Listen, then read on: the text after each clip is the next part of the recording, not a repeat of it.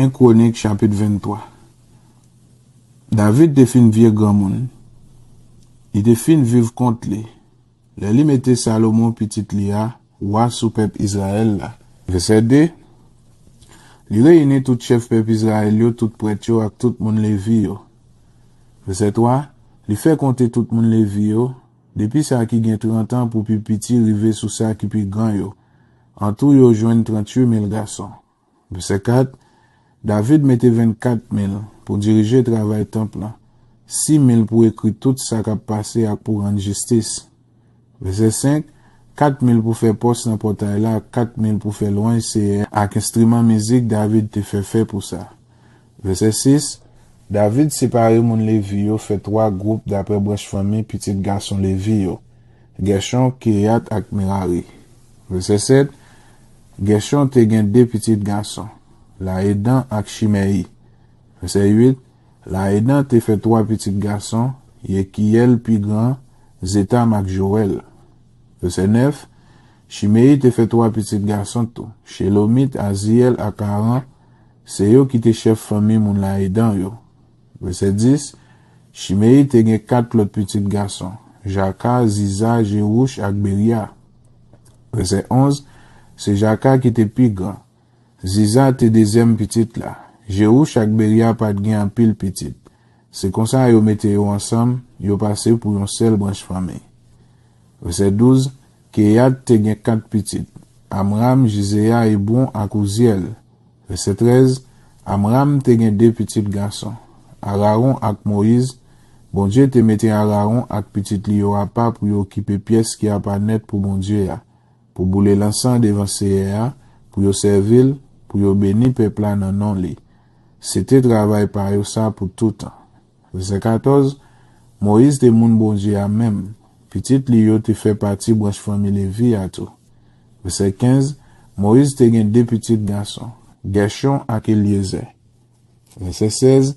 Premier petit Gershon te relé Shebuel. Verset 17. Eliezer lui-même te gen Rekabia pour premier petit. Li pas te fait l'autre petit garçon encore. Mais Rekabia te fait un pile petit. Verset 18. Premier petit Jizéa te relé Shelomit. Verset 19. Même petit est bon yo. Premier a te relé Jerija. Deuxième là Amaria. Troisième là Jakaziel. Quatrième là Jekameam. Verset 20. Même petit Ouziel yo. Miché. Premier ak Jikija. Deuxième là. Verset 21. Merari te gen 2 petits garçons. Makli ak Moshi. Makli te gen 2 petits garçons. Eliazar ak Kish. Verset 22. Eliazar mouri sans quitter petit garçon. Petite fille assez li te gen. Yo marié ak cousin yo. Petit garçon Kish yo. Verset 23. Moshi te gen 3 petits garçons. Makli, Ede ak Jerimot. Verset 24. C'est tout moun nan race Lévi yo ça. D'après famille yo. Qui te gen yon nom yo couché dans registre tant que chef famille.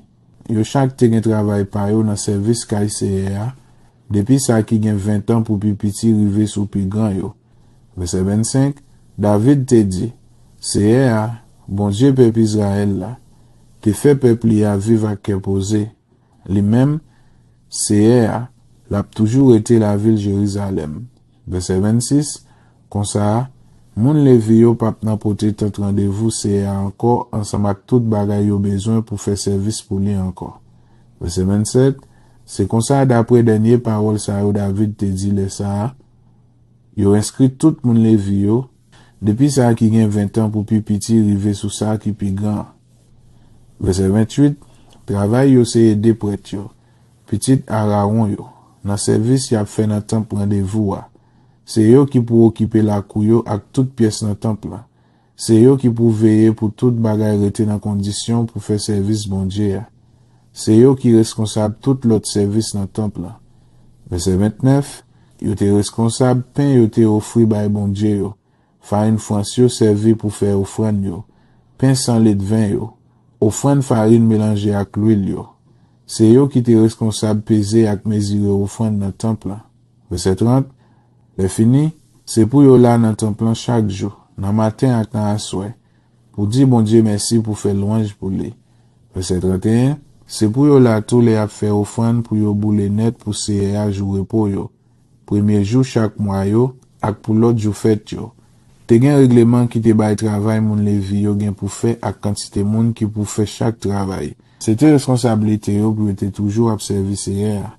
Verset 32, c'est yo même tout qui te responsable occuper tant rendez-vous ak côté yo mette à part pour CA ak prêtre yo, famille yo qui sorti dans branche famille à la ou les ap servi dans temple.